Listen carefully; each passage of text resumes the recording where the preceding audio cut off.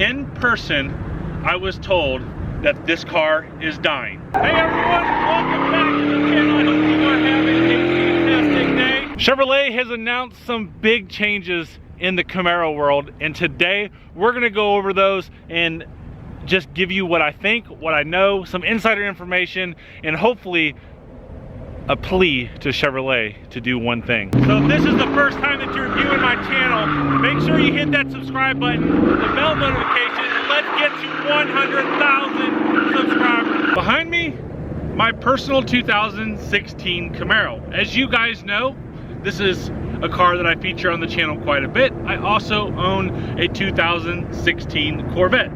Both Chevrolets, both different in color, both have different aspects, and the one thing that I have in common with these cars is I love them to death. Now I think Chevrolet makes the absolute best sports cars on the planet. Let's go back to the ZL1 1LE, the number 16th, I think, maybe 15th fastest car on the Nürburgring Ring. Yes, a $70,000 car beats out $750,000 Ferraris and Lamborghinis, $500,000 supercars that they only make a few of, but yet a $70,000 car beats them all. The man behind this wonderful car, Oppenheiser, chief engineer of the Camaro for over the last decade. Wonderful guy. I personally met him and he signed my car. With my successful YouTube channel that you're viewing here, that I absolutely love doing for you guys, I love the interaction, has awarded me a few things over the last few years of getting more involved and dedicating a lot of time to this channel. One of those being a lot of people connecting with me and a lot of people with a lot of insider information. Now, I don't share a whole lot of that information because it is proprietary information to General Motors, and I think I've got a little bit of responsibility and duty to protect General Motors. Now, I've leaked a few things here and there over the years, but nothing too great, nothing too concerning. Back earlier this year, it was brought to my attention in person, not a text message, not a Snapchat, not a message on any other social media. In person, I was told that this car is dying. I didn't really know if it was believable or not. I was also told the Volt was going away because General Motors is going to 100% electric vehicles and doing away with every hybrid. And I understood that, it made sense. And then of course we come at the end of November and no more Impala, no more Chevy Volt, that's with a V, which comes back to why do we have a Volt and a Bolt? Very confusing to everybody in the world. We have a Volt and a Bolt that I'm selling. So when someone comes in and says, yes, I'm here to shoot the Chevy Bolt, what'd you say, huh? Bolt or Volt? So now I understand why they named it the Bolt. So with the news today that Oppenheiser is going to the Chevrolet EV world, where does this car stand in the sports car world? I can spend my money on anything. I can buy a Mopar, I can buy a Ford, I can buy a Chevy, I can buy a Lambo, I can buy anything I want. But I choose to buy Camaro because I am a huge fan of this car. I was saddened back in '02 when they announced the ending of the car, and I went all these years without seeing new Camaros on the road, with no new product to sell, stuff like that.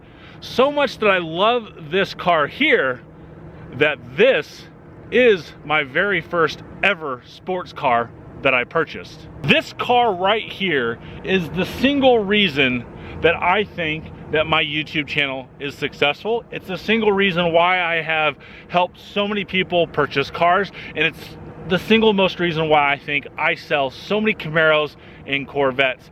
And the reason why I get asked a question all the time, do I buy a Camaro or do I buy a Corvette? Where that question is extremely hard to answer and appropriate for a different vlog, I've got to say that it's even a hard decision for me that I purchased both for a reason. So it leads to the question and the title of this vlog. Is Chevrolet killing the Camaro? January 1, 2010 all the way to December 31st, 2014, the Camaro was the car to have. We beat Mustang every single year to a tune of over those years of 24,000 units. And then 2015 came, and that's when we only had 77,000 units sold, our lowest since the Camaro came back, and Ford had 122,000 units sold. That's a total of 45,000 more units in 1 year. That almost doubles exactly what we outsold them for the previous 4 years. 2016, now we had this model year right here come out late in the year.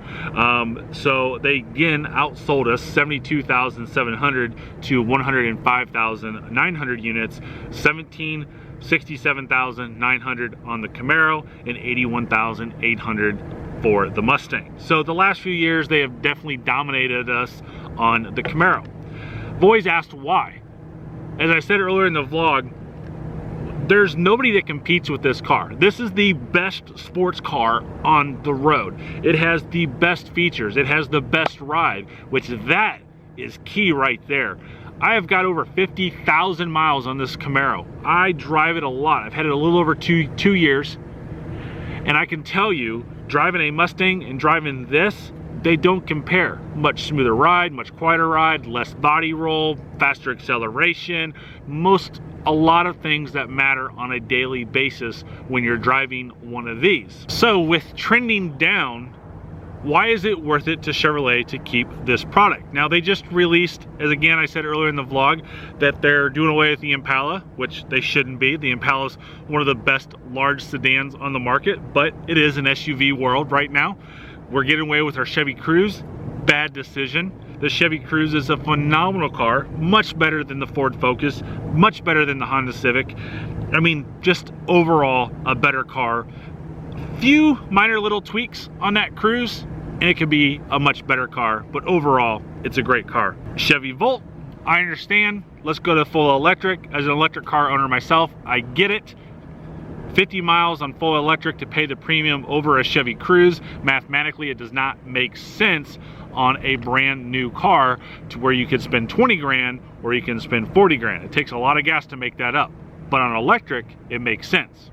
Now, my last vlog I kind of did when I was kind of just sitting here talking to the camera. I got ridiculed and beat up that I was babbling, you know, diarrhea of the mouth, so to speak. I get it, I understand. Welcome to my world. I have to live with this every day. You just have to watch it a few minutes in a YouTube vlog.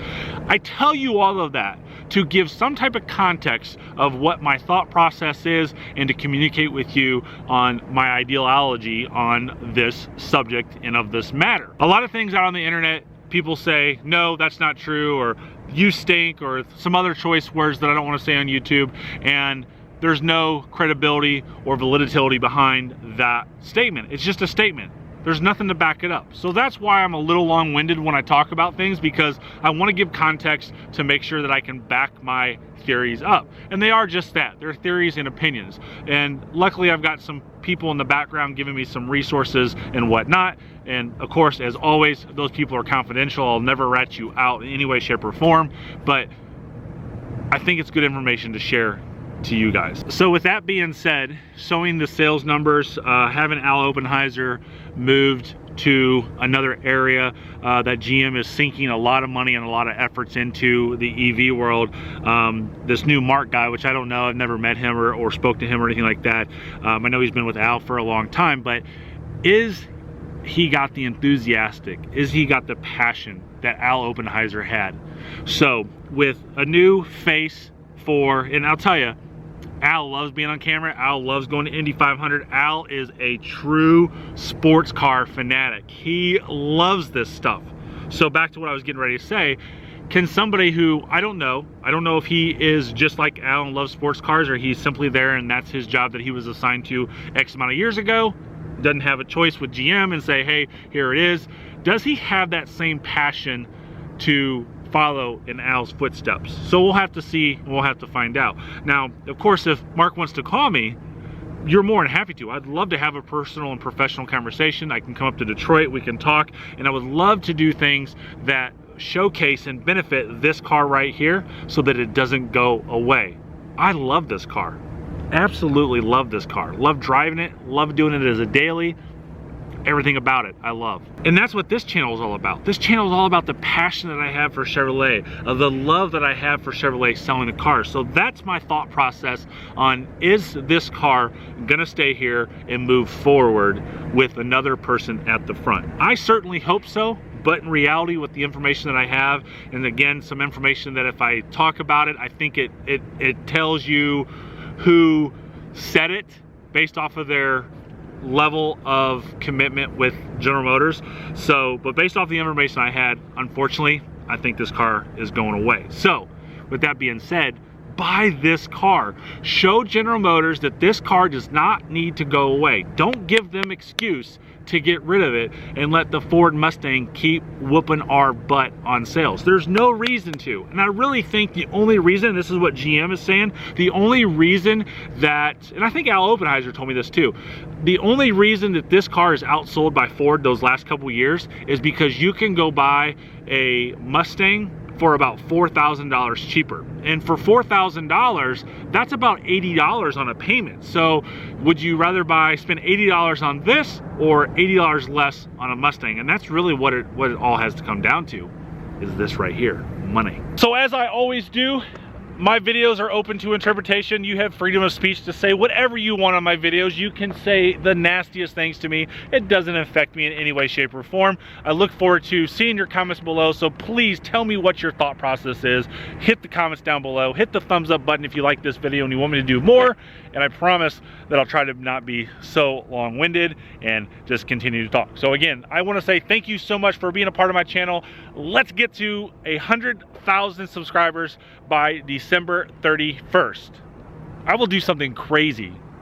I will do something absolutely just off the wall if I can get to 100,000 subscribers by December 31st. If you want to know what I'll do to get to 100,000 subscribers, I've already got an idea. Somebody gave it to me in one of my recent posts that I did on social media. If you want to know more about that, I will shoot the video and have it uploaded on Monday. Throw that in the comments below as well.